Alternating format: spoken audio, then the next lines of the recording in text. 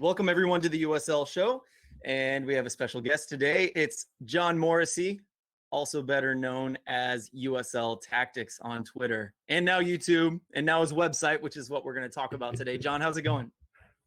I'm doing really well. So happy to be here talking about this stuff. Yeah, me too. It's long overdue. We've been looking for the right time to kind of do this. So now's good. I don't know. You released the website, and in my opinion, it hasn't gotten much attention. And even, I've only gone on it a few times. I haven't had a lot of time to really dig deep into it. But as we were kind of talking and I was like, hey, what am I missing? What else is on this website? There is a lot to consume there, and that's awesome and exciting. And I really want to make sure that everybody knows what opportunities they have on your website, because clearly they know that your talent is there, that your content is massive, right? And so, the website's there to kind of collect all that and make it even better. So let's start talking about that. Why don't you run us through the basics of why you started the website, I guess. We'll start there. Yeah, so as anyone who follows me on Twitter knows, I have a tendency to post a lot. I have a lot of things I have my fingers in, whether it's the stats, the tactics, the YouTube clips with the USL show.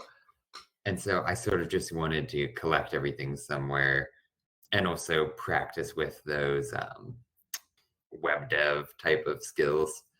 I had actually done a blog post for the people over at Cue the Smoke, the indie site, and through that explored Wix a little bit and thought, hey, you know what? Maybe this might be a good platform for me. So to start out, I developed the team by team style guide where it essentially just goes blow by blow, all 31 sides. You get the radar profiling some of their stats, and that's points per game. So things like that, looking at team success, but also the stylistic points. So forward passing, the passes per defensive action, looking at pressure, you get the sense of the formation. I've included a key player or two for every team. And then I think the sort of centerpiece for all of them is this in a play where I try to just take a 7 or 8 second clip of game action that shows off that team style in the most holistic way possible. So from there, I did the tweet collection essentially, which is 4 or 5 of the breakdowns I've done for every single USL side. And again, just trying to flesh out getting that better sense of style. Like, I think the end game is that you could go to the website and suss out, okay, here's how Atlanta United plays. Here's that with a little bit more depth. And now the next component that I've added just yesterday or the day before was the player stats, where I've included some of the things that you wouldn't necessarily find just going on Football Reference or whatever, the calculated things that I've done with defensive actions, forward passing, XG per shot, goals above replacement. Mm-hmm. And so it's just building things layer by layer where I'm trying to put all that content that I put out there and I hope people get value from in one sort of centralized hub that you might find for any other league or sport. Absolutely. Yeah.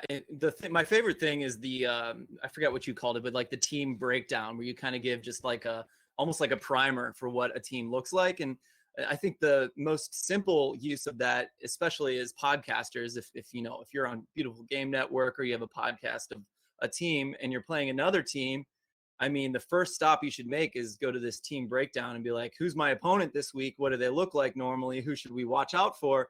A lot of times you'll bring in another podcaster to talk about those things, but like John's got it on his website right there. So if you're like me and you wait till the last minute to get a guest and you don't get one, to me, like that is such an amazing resource and it's freaking free. It's incredible. There's so much cool stuff for USL fans out there, not just podcasters, obviously. We're just the nerdiest ones, right? Yeah, that is very true. So I love that. I think that's really cool. Anything else you want to say about the website? I'm sure we'll touch on it more throughout, but we're going to move on to a lot of different things if you're open to talk about yourself and the USL itself.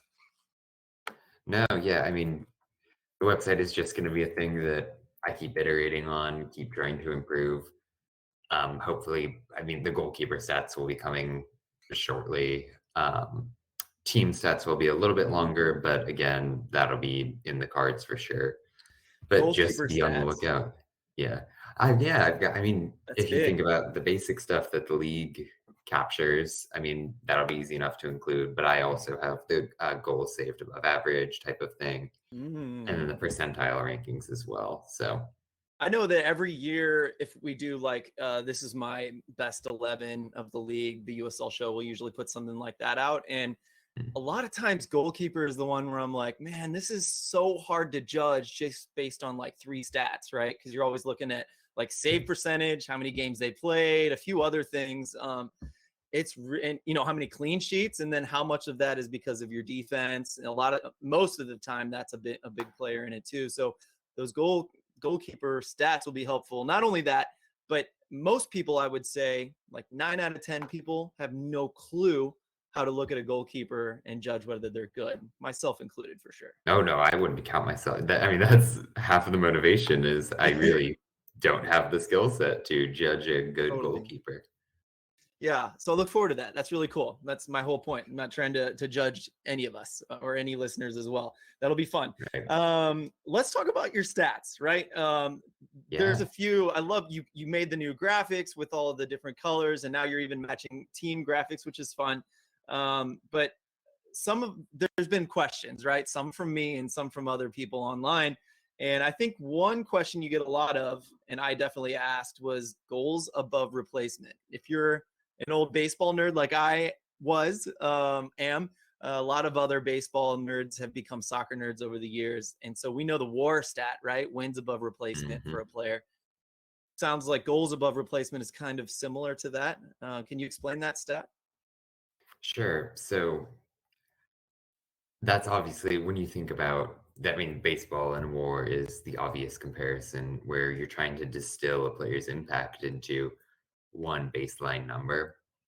So my intent was take the two most basic things that a player can do on the field, which is score or assist, or in this case, record an expected goal or an expected assist to try to Mhm. take it a step back, get a little bit of the luck factor out as much as you can, and then record a defensive action. So put in a tackle, make an interception, and distill that down into something that has an actual value towards a team's ultimate goal difference.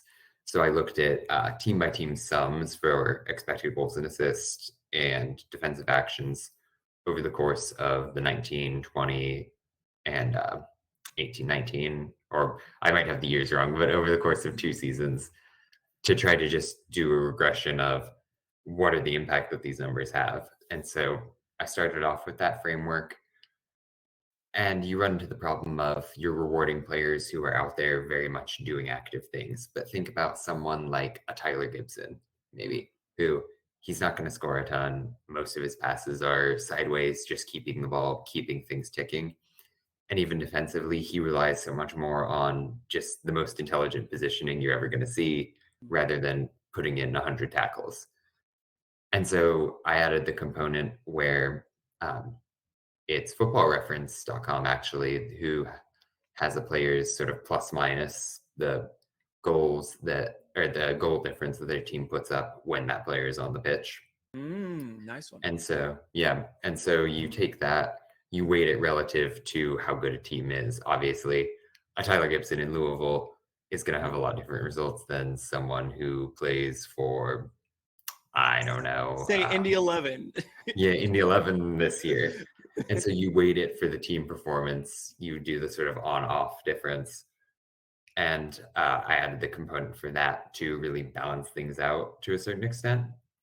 And so cumulatively, I've come up with the goals above replacement, which in no ways is a perfect measure of much of anything. But if you look at some of the leaders in it, it identifies your Sebastian Guinzotti's. I mean, Omar So from New York Red Bulls is highly ranked with it. The aforementioned Gibson, think about Bolo Akinyode from Miami, who Mm. are guys that across the board you're getting different profiles with what they're doing by the numbers, but just the really three-pronged approach to how I've got the calculations set up has gotten a decent reflection of how things are going on the pitch. I love how statisticians talk about the stats that they create, right? Because this goals above replacement is something you've created. Is anyone else put out a goals above replacement stat, or is it you? There are versions of it that Mhm. take a completely different approach than I did. But yeah, Exactly. it's pretty much my my thing. That's my point. I love these stats where guys will put out a stat and they have a way of doing it, and they point out why they want to put it together and how they put it together. And I loved what you just told us. That's so cool. The things that you're trying to point out and pull different data to get to find value in someone that might not be appreciated fully. I think Tyler Gibson for me is definitely one of those players where I'm like, I watch him and it's hard unless I like really focus on him only throughout an entire game. I'm really not going to notice his value, I think, in most games. Absolutely. Yeah. Another No, one for is sure. another one is Nicky Law. You go on and on about him, and granted, I watched a I lot of love his. Nicky I Law. know you do. I watched, granted, his early games where Indy looked especially bad, right? And I don't know if Right. they've gotten better. I haven't seen a recent game, but I had trouble being like, I don't see it. I'm sorry. Like I was big on Gordon Wild, right? But that's easier to see, right? Because of his positioning. But maybe since we're on the topic, what is his GAR, goals above replacement, and how do you feel about, or why do you like him, I guess? So, he's 60th. So I will say I don't publish the specific GAR number just because I'm less confident as it as a like a be all end all. This player is worth X amount of goals. But Totally. percentile wise, he does rate in the 60th percentile amongst USL midfielders, which, given everything, given the way that there definitely have been moments where he's been less impactful, and I think it's a lot of it owes to the fit within the system and the way that he was employed, especially under Martin Rennie, Yeah. where he just wasn't as liberated to be that sort of really cerebral, flowing all over the pitch in those attacking areas kind of guy. Mm-hmm. But yeah, so 60th percentile feels about right. Obviously, with in my eyes, the potential to go a lot higher. But yeah.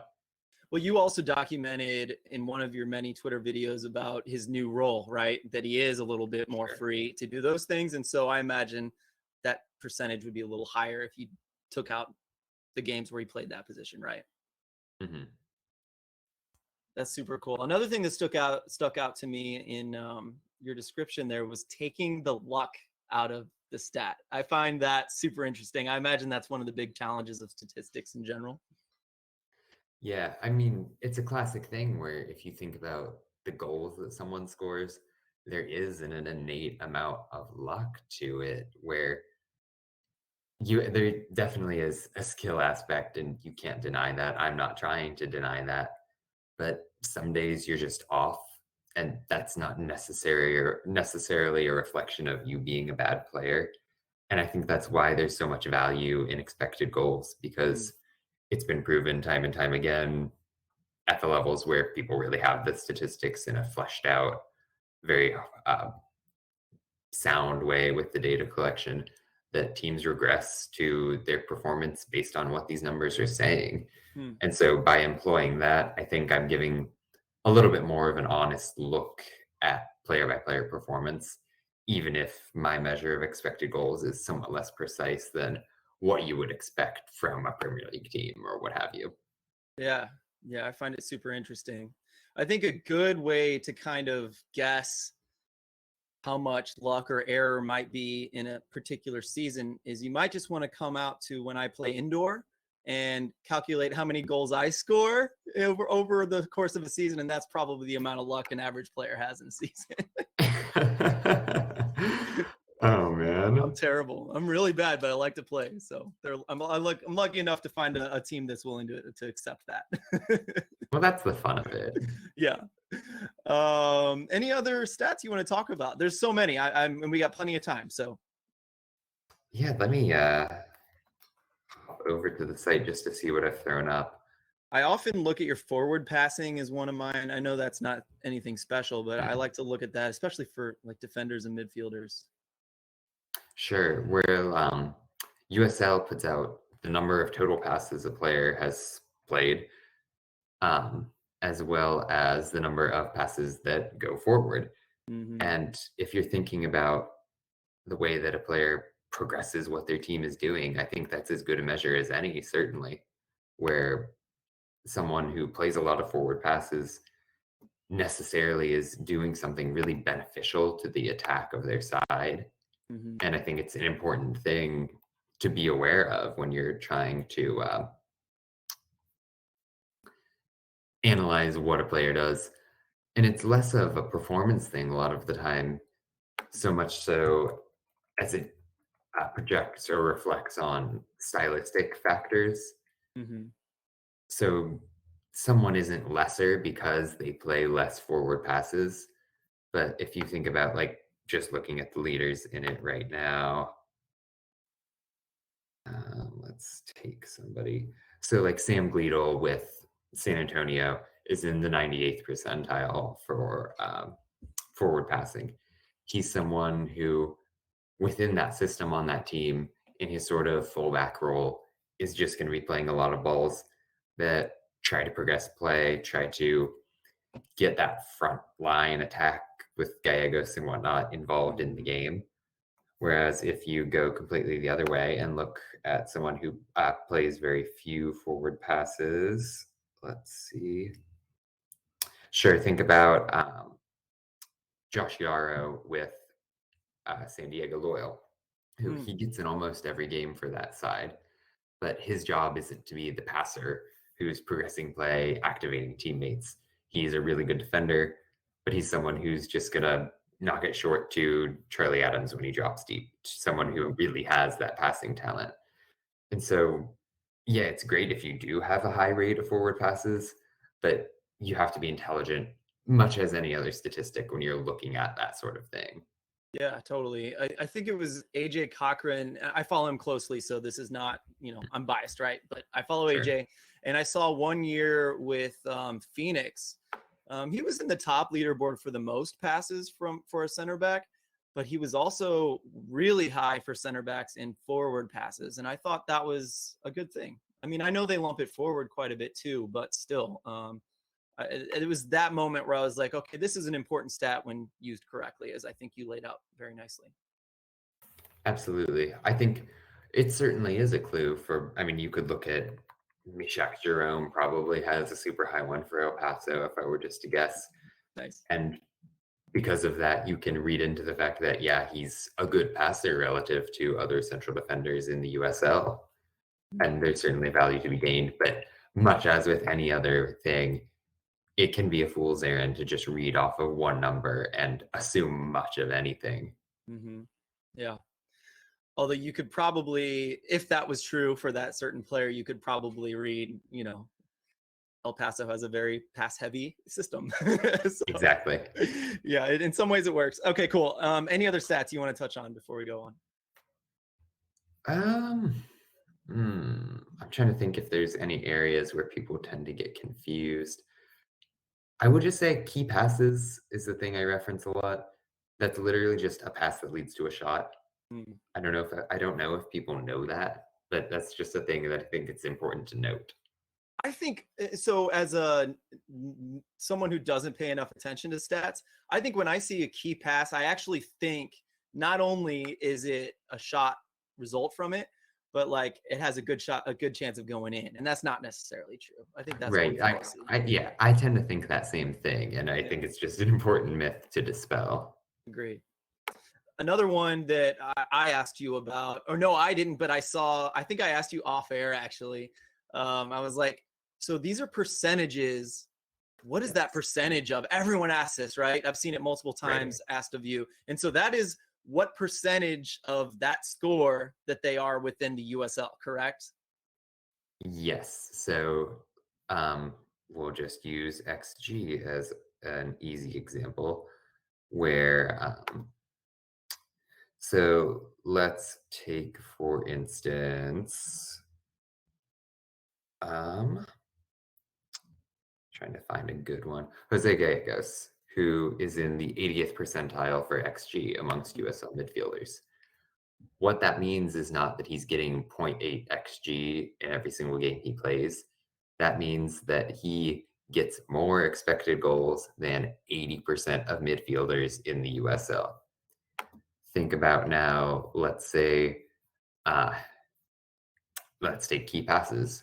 Let's say that Nicky Law is in the 50th percentile for key passes.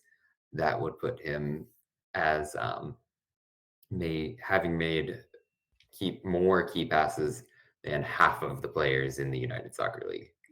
It's not so much of a percentage thing that people try to read into it. And where that especially gets confusing is things that are a percentage. So I know I include tackle win percent as a stat on a lot of my graphics, where your gut instinct might be, there's no way that he wins 98% of his tackles. Yeah. But that's not what I'm trying to say out there. Yeah, you're saying that if there were exactly 100 tacklers in the USL, he's the 98th, or he's the third best, right? Exactly. Yeah. Cool. So hopefully that's clear. That's a really important thing to realize when you're looking at John's stats on a regular basis, and videos rather. Cool. Anything else? I kind of want to move on to USL chat if you're up for it. Yeah, go for it. Cool. All right. So you might want to pull up USL. You probably know this. You might need to pull it up. I always have to pull up the standings so that I can look at all the teams in each conference. I'd kind of like to talk about the classic thing, which is who do you see winning each little conference within the East and West? So we'll start with that, but maybe we can talk about my favorite thing to talk about in soccer is like underappreciated teams or players. And so be thinking about all of those things. We'll be hitting all of those three things, and maybe we can hit something else of your choosing after that. But let's start with USL Championship, Western Conference, Pacific. You're a little biased here because of where you live, right? Or used to live, I should say. We'll talk about that soon too. But Phoenix Rising is at the top right now, by far.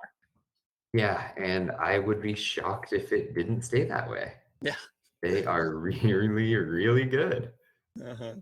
But if you do think about the standings, well, I think of the storyline right now in the Pacific is Orange County, where I was surprised at the firing that went on there. Me too. It really felt like it came out of nowhere. And maybe props to comms for keeping it hush hush, I guess. But Sure. yeah, that is a big storyline. And I think on top of that, Orange County, San Diego Loyal, Sacramento Republic, there's a lot of quality in these teams, but a lot of like faltering, more like excessive faltering based on their quality, which is interesting. I don't know if you have a statistic thought about those kind of things. I think, well, Sacramento for me, if you think about some of the things that happened in the offseason with them, there were two losses of players that really stick out, especially when you think about the things that they're doing with their current teams. And that's Rodrigo Lopez with RGV and Villian in Oklahoma City, who are two of the absolute darlings that I tweet about way too much. But me too, though, so I like it. Just losing those guys has been big, and I think they really lacked a sense of identity, for better or worse, and they've struggled. But at the same time, within that division, I don't want to undersell the quality of the teams that have been putting in those consistent performances. Like Phoenix is a juggernaut, yeah. San Diego started slowly. They really got comfortable with the system that Donovan wants to play, and they've been great. Tacoma is one of the absolute best sides to watch in all of USL. Like, they're a total blast. They've got this 3-4-3 going. They press like nobody's business. They attack with speed. It's deserved that they're ahead of LA and Sacramento. Yeah. Think about the way Oakland has played recently too, with just so much improvement. Guys like Ameriqua. So yeah, I mean, it's a bit of a mess compared to where I thought things might shake out, but it's been a total blast to watch at the same time. Yeah, I like Tacoma because if you were to build a group of young players that have obviously a lot of athleticism and some flash at times, you build a team like Tacoma, right? That's the system you play, and it's perfect for them, I think. Yeah, absolutely. They've got the balance with it. Works so well that it worked in MLS. I'm so sorry to cut you off, but we got to talk about that game where they all went up to MLS and did some business. I mean, you absolutely love to see it. I mean, the young guys that they have, one of the unsung heroes of that team, though, who I included or mentioned as like an honorable mention when I did one of those like best 11 type things, Mhm. is Taylor Muller in the back line, who went from like a center back, a very defensive minded player, to somebody who's kind of just going to maraud up the pitch with the ball if he feels like it and get up past the halfway line and like do a Nabil Hackshaw impression. Yeah, Like, right. that sort of thing is just so much fun to see with this team, Yeah. where it never gets boring for me watching a Tacoma game. That's my favorite moment in any three-back system is when one of them goes rogue. Oh, Love it. absolutely. Good stuff. All right, so let's talk about the Western Conference, the Mountain Division. El Paso has been solid most of the year, which isn't usually the case, right? Usually they have a weak spot, and they've been really good this year. It's been cool to see that system come fully together. It finally feels like they're almost on autopilot with how everything works out. They've got that they've always had that starting 11 that come playoff time, they'll challenge anybody. But Mhm. this team feels deeper than it was. I mean, Diego Luna coming out of nowhere has to be, alongside the things going on in Colorado Springs, one of Yeah. the biggest headlines out of that division. But then Sebastian Velasquez, like, maybe they'll just throw him on for a match or two. Right. Like, that's ridiculous. It is. That this is a really talented side. Yeah, like for Luna to come in and challenging because they've shifted their veterans because he's been good enough to play in his position. Is it Morez or I always get his name Yes, wrong? yes, exactly. Dylan Maris is how I say Morez, it. thank you. Yeah. Yeah, like he was normally kind of the 10, right? And we've got Mhm. Luna playing that position. Vasquez has been pushed to a somewhat of a striker position. It's really cool to see him not unseat but shift other players because he's got the quality at the age of 18, correct? Yeah, I think so. I mean, he's such a gifted player that he won't be long for Yeah. USL. I mean, the things he does, dribbling, the vision and confidence that he has as a passer is really impressive. You can knock the defensive impact a little bit compared to especially something that Amaris, who's more familiar with their pressing system, might provide. But I mean, he's just been delightful for someone his age. Agree, agree. Now you mentioned Colorado Springs, currently in second place. Yeah, I mean, what a wild team, right? I in the same way that Tacoma is a blast to watch, like Colorado Springs is almost must-watch Hell soccer yeah. at this point. The attack is ridiculous. Haji Berry has to be up there in the MVP conversation. And I think you can look at him and see the goals and think that's what he's doing. He's just a poacher. He totally involves himself in build-up. He gets deep in a way that reminds me, for any Premier League fans, of what Harry Kane was doing last season. That whole Kane drops to midfield and just blasts a long ball to Son is, I mean, essentially blow for blow what you're getting with Barry and Galena. Mm. They're just a dynamite team. They sign players really intelligently in terms of filling out that back line. If you think about Ockford, they've got Anderson. It's a well constructed, well drilled team. Maybe they lack a little bit of tactical variation, and maybe that'll bite them at the end of the day. Hmm. I wouldn't bet against this side right now to sail into the playoffs, though. Yeah. I mean, scoring goals like you wouldn't believe. Of course, it's fun to watch. And what's cool is they felt like one of those dying teams when the championship kind of grew and became next level in the last few years. You know, it was like, Yes. is Colorado Springs going to make it? Are the Tulsa Roughnecks going to make it? And now you see new owner in Tulsa, but you see just money pouring in, smart signings, new stadium coming in Tulsa too. So we might see that pretty soon as well.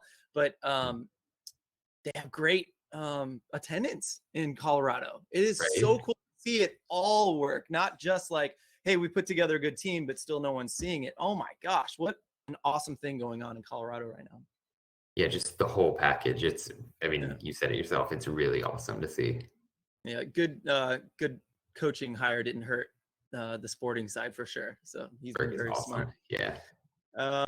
I'd say the other two before we move on, we got to talk about San Antonio clawing back, RGV falling back a little bit, but they've been such a surprise in quality.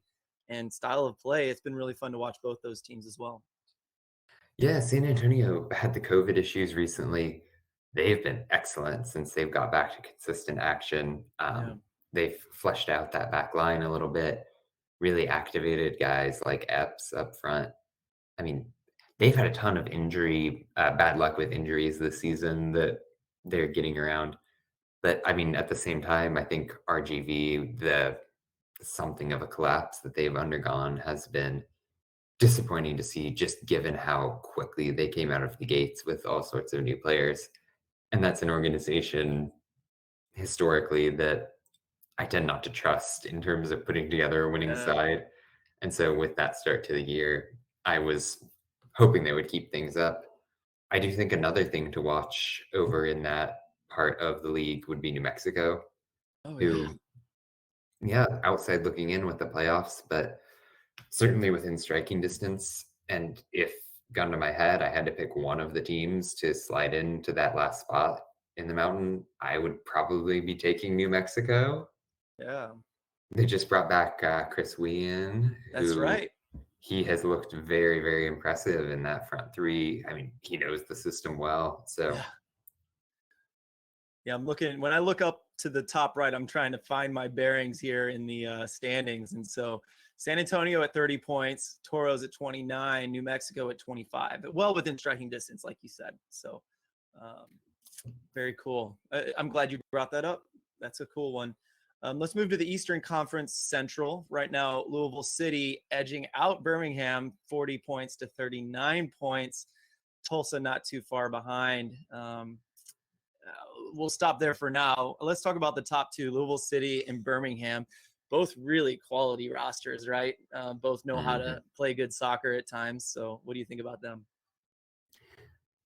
My vibe with Louisville this whole season has been just a really strong feeling that they're coasting, that they kind of throw out a slightly changed 11 every single week. Yes, I mean, agree. like you watch them and they're trying, and they have a really good system, and they don't need to put out their best 11 players or the full amount of 90-minute effort to kind of just smash teams. Yeah. And I think which this is going to sound ridiculous, but they're almost being underrated. There might be something of a dark horse when you think about the real title contenders. But at the same time, I think Birmingham is a complete 180 where they're just a bunch of grinders, like Yeah. the Mikey Lopez's of the world who go out there, hustle for 90 minutes. They've experimented with systems. They claw out these games.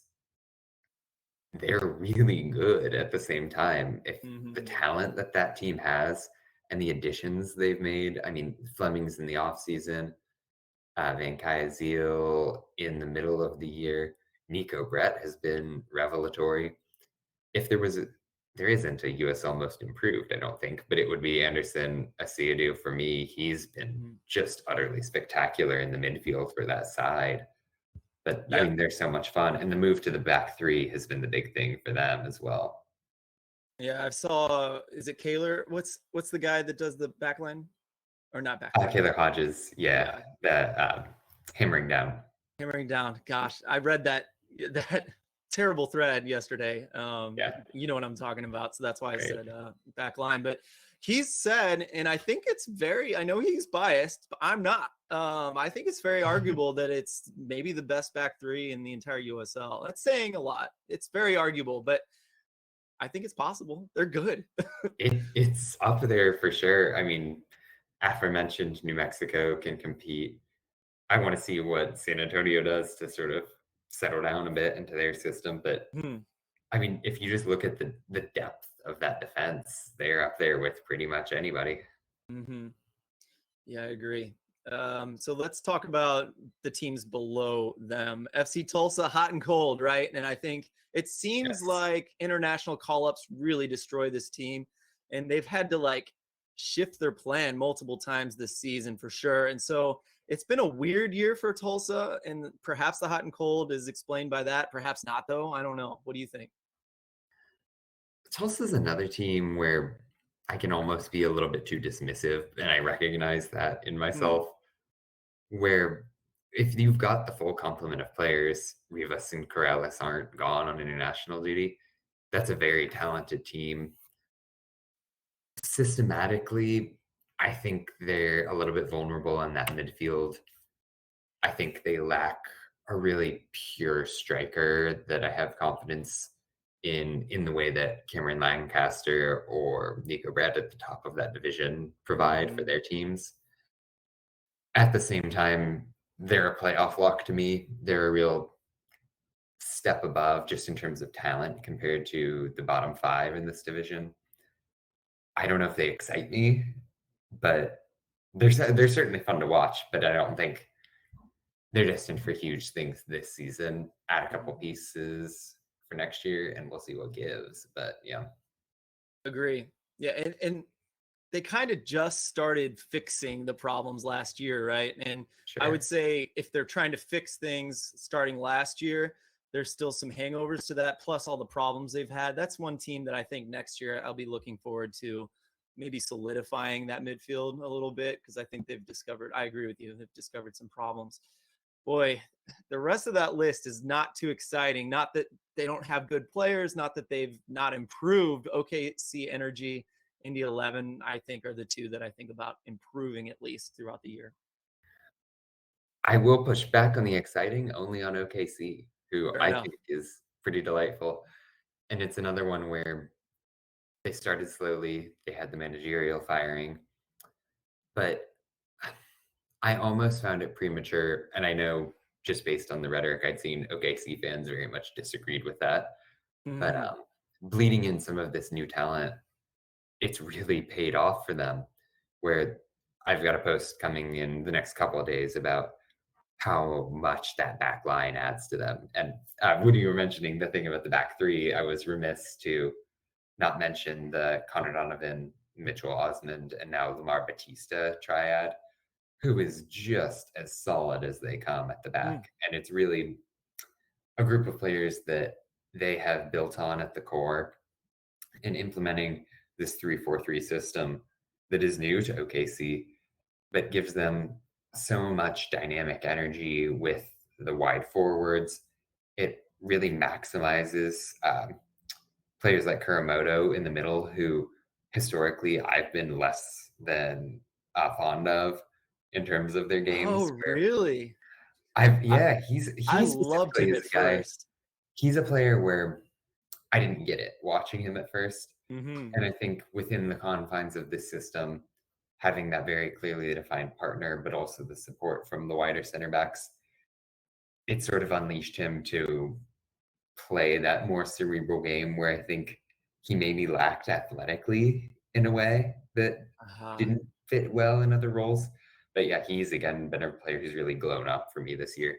And that's just a fun team. I mean, I mentioned Miev earlier, but he has to be in the best 11 conversation to me. I agree. Yeah, I'm big on him as well. I think I said that as well earlier. So OKC Energy, I would actually say of all the teams we've talked about so far, they're definitely the most underappreciated team that we've talked about. At least Yeah. personally, I don't pay nearly enough attention to that team. So, And they've got games in hand on Indy right now. mm, And Indy is talented, but OKC for me is going to be the side that makes it out alive from that bottom 5 in terms of sliding into the playoffs. yeah, I see it. I see it. Okay, let's move on to the Eastern Conference at Atlantic. Pittsburgh Yes. Riverhounds and Tampa Bay Rowdies at the top. Miami not too far behind, but I think of those two first teams as just being like powerhouses. Like, how do you choose which team is going to win this one, right? It's tough. I mean, I will say I'm biased towards Tampa a little bit, just given some of the intern work I've done for them. They're really good. And that's another team where there have been some injuries, there have been some just challenges internally where they've come off as coasting a little bit, not to the extent nearly that I get that vibe from Louisville, Yeah. but Tampa, player for player, has as much talent as anyone. And I'm now realizing this is the back three that you give me any in the entire Yeah. league. I'm taking that Tampa trio. I don't know how we didn't think of that. I think I'm with you on that. I think they're my number one. Yeah. But I just did the post on Pittsburgh the video, which go check out USL show, YouTube, Twitter. Um, but they like rolled out a 3-6-1 against Atlanta. Yeah, that They was a were cool in, one. yeah, it's the sort of thing where you just kind of say like, Bob Lilly at it again. But then last night they're in a much more defensive minded four at the back sort of system, kind of just clamping things down against this young, spunky, but objectively bad New York Red Bulls team. Mm-hmm. He has a way of, Lilly, that is formulating exactly what the group of players needs to be doing to do exactly enough to win a game, to shut the opponent down. And they're so much fun. Alex Dixon is the guy for me who's really been the star of the show. He can play anywhere. He's been a wing back. He's been a striker. He's played in the central midfield. He is really a jack of all trades, and he's delightful to watch. Yeah. When he went to there are players where you're like, Bob Lilly brings him in, and Dixon's been good everywhere he's played. He just hasn't always landed on the best teams. But you look at him, and Bob Lilly's like, yeah, I want that guy. You're like, yeah, of course you want that guy. He's a Bob Lilly player, right? Like Dixon fits that profile perfectly. Absolutely. Yeah. So yeah, when he went in there, I don't think he was hot right off the bat. And I was like, no, don't worry. They'll be fine with him for sure. Right. So. The thing with Pittsburgh, they signed Josh Gatt, who we mentioned the national team. Yeah. I expected a lot out of him, and he's maybe played like 3 games. When he moved him to wingback a lot, I was like, yeah, that makes sense. He's just like a vertical threat. He's just throwing him out on the right to try to wear out the other team. That's what it felt like. It's really, I mean, it's sad to see. You wish the best, but no, definitely. And then just looking deeper down there, Miami's a team to watch as we get to the playoffs. I don't have any huge thoughts on them, but when you take Speedy Williams, Cristiano Francois, Paco Craig, Billy Forbes is playing insane soccer right now. I've done posts about pretty much every midfielder that they own. That team is really, really talented, and they're finding a groove in a way that's scary. Charlotte is one of the most interesting teams for me. In terms of the Premier League guys they've added, they're finally getting a healthy Enzo. Jake Ehrman is awesome, but I mean, Dane Kelly is a stalwart. There's a ton of pieces there, and it just doesn't feel like they're getting the results that I almost feel they deserve. But at the same time, you look at who's around them in the standings, and if they miss out to Charleston or Hartford in the playoff race, that makes sense too, because both of those teams are respectively either really well drilled or have that top end talent. You think about your Zico Lewis's, Gabriel Torres's of the world. Yeah. And you took the words right out of my mouth on all of that. Charlotte, I don't know. First of all, I wanted to ask you about Dane Kelly. I saw often FOTMob is wrong, so I don't know if it's true, but has he been playing a more removed role lately, or is he pretty much an out-and-out striker every game? So the way that their front three kind of operates, there's a little bit of fluidity, especially when Irvin Para is up there with him, where they're going to interchange a lot, and you will see a bit more of winger Dane Kelly. But by and large, he's still Dane Kellying it doing out Dane there, Kelly and stuff. doing Dane Kelly stuff every single week. Just numerically, if I may, he's 96th percentile for expected goals per 90. And, 80th percentile conversion rate. Late coming into the season, so you're not going to see him on the leaderboards as much necessarily by the conventional sorts of numbers, but Dane Kelly doing Dane Kelly things. Absolutely. That's good stuff. You did a Kyle Murphy piece with Memphis 901. I know that was, we just talked about that division, but Memphis, I see they're low, but man, they have their flashes where they look so fun, and they're a really fun attacking team, especially. Just a lot of really good pieces, like underappreciated players, I think, on that team.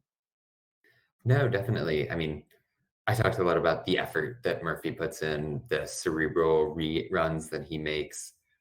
I don't know if it was a video or a tweet thread on Laurent Kessiedou, and I'm pronouncing the name wrong, who is really dynamic. Dre Fortune is one of my Mm, historically favorite players to watch in good. USL and back to the NASL days. There's just something about that team where they kind of roll out a 4-4-2 every week. They're doing nothing exciting, and they've got some of those bits of dynamite to them, but by and large, they're a little bit boring. And I think if anyone watched that OKC game this week, you kind of saw them have a man advantage for 60, 70 minutes and Oof. not score a goal, which partly is that amazing OKC back three, but at the same time is the fact that Memphis kind of boxes themselves in tactically in a way that's fairly easy to game plan for and figure out. Gotcha. Good to know. Again, yeah, that's another team I don't watch enough of. So, but finishing off the Atlantic, I also thought after watching Hartford Athletic in the first several weeks that they would be in the top of that conference. They're like third or fourth, right? Pretty well through the entire season. I was very wrong, and Miami has very much displaced them easily. What's your feeling on Hartford Athletic? I guess my vibe, last thing I'll say, is that I almost feel like it's an RGV vibe. After I watched 3 or 4 weeks of RGV, 3 or 4 weeks of Hartford Athletic, they're like grinding, well drilled, doing really well, and they've fallen off. I don't know if you see that comp at all either, but that's what I was thinking. No, I think that's really apt.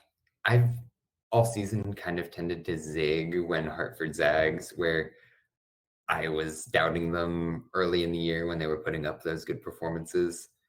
And then in recent weeks, when the form's gone away, I tend to be more of a believer in them. Hmm. For me, it's the sort of proposition where if you're measuring them against those two other sides, the Charleston and the Charlotte, thinking about that last playoff spot, I think Hartford is maybe the most talented of those three teams, gun to my head. And Hmm. I think that they've got players who are just absolute game changers.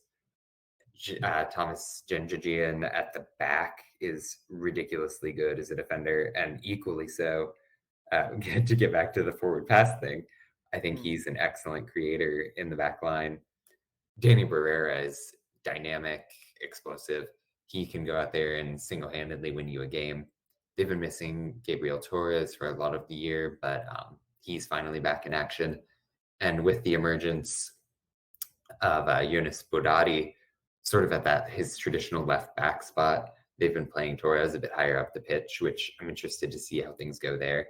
Hmm. They lack that real striker presence for me, and I think they can be too long ball route one centric at times, which is Yeah. something to watch with them always. But I just have this feeling that they're going to figure it out, which is, like I said, a 180 from where I was on them earlier in the season. Hmm. Interesting. I think we need to kind of push on because there's a lot more I wanted to talk about, but that was a whole lot of fun. It took longer because I kept wanting to ask you questions and didn't want it to end, but I need to do it.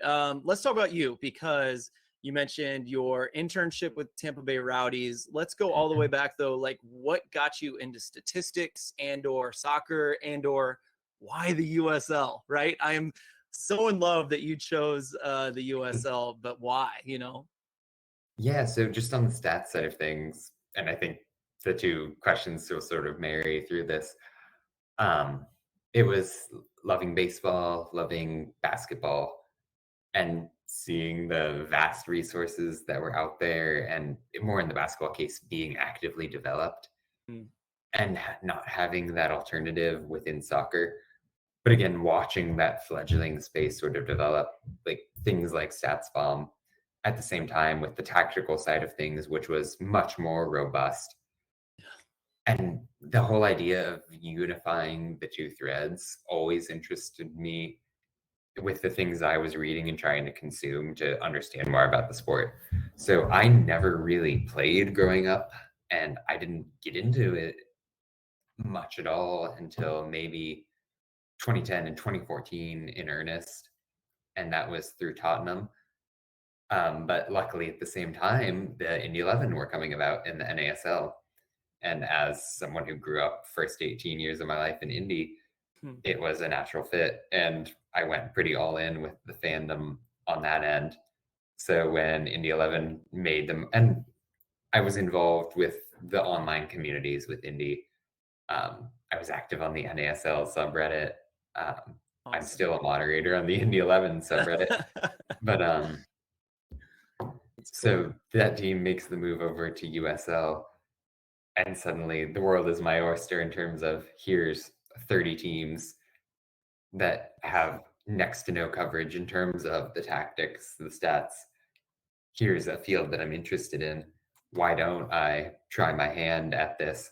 Especially given, in a completely separate sense, career wise, that's the direction I was leaning towards, was that data analytics based sort of thing. So, Mhm. what better practice than to develop a model of goals above replacement and try to put out data viz for players?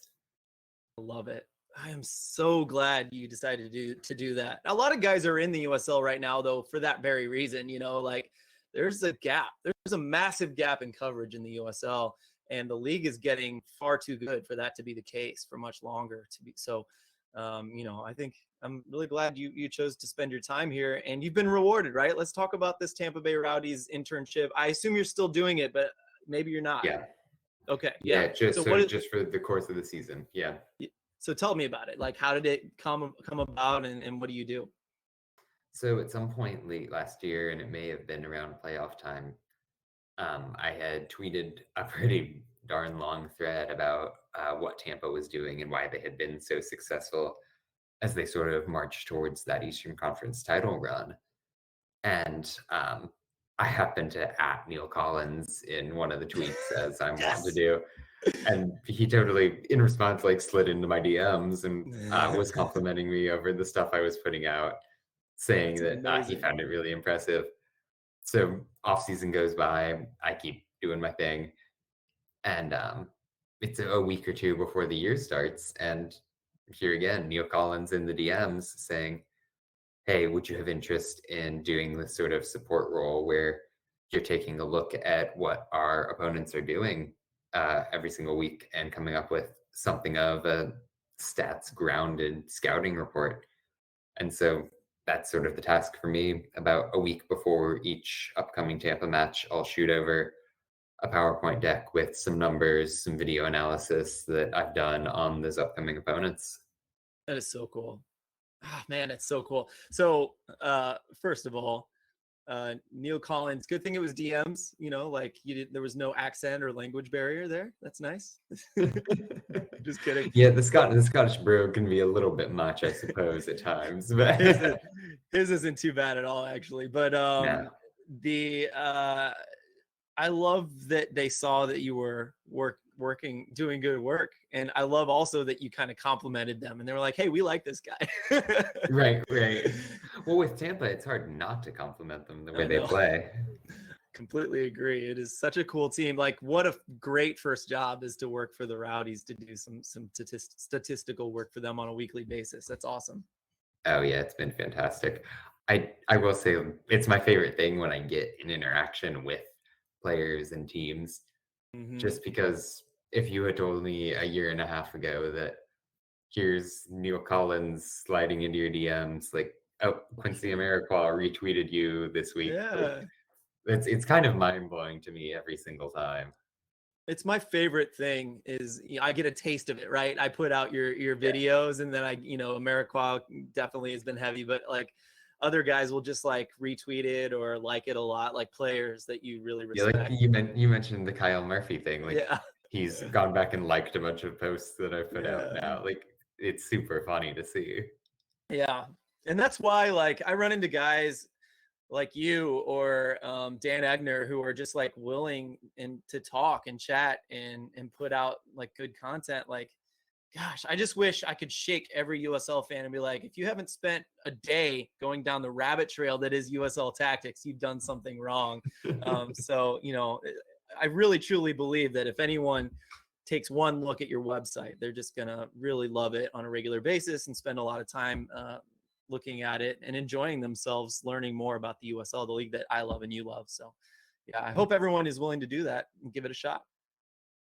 Yeah, I would definitely endorse that message.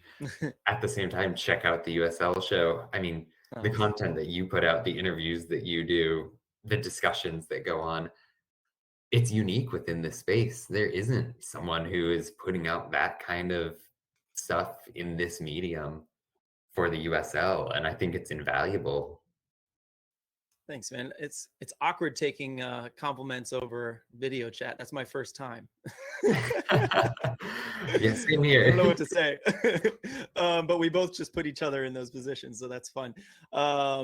Great. Yeah, it's been an honor to have you on. Before we go, I got two things actually. So now we talked about a move recently. We are you're coming to us live from New York City, and you normally That's live right. in Phoenix, right? Transplant from Indianapolis. So you're like a Midwest boy, you're like a Western desert boy, and now you're like a New York City kid.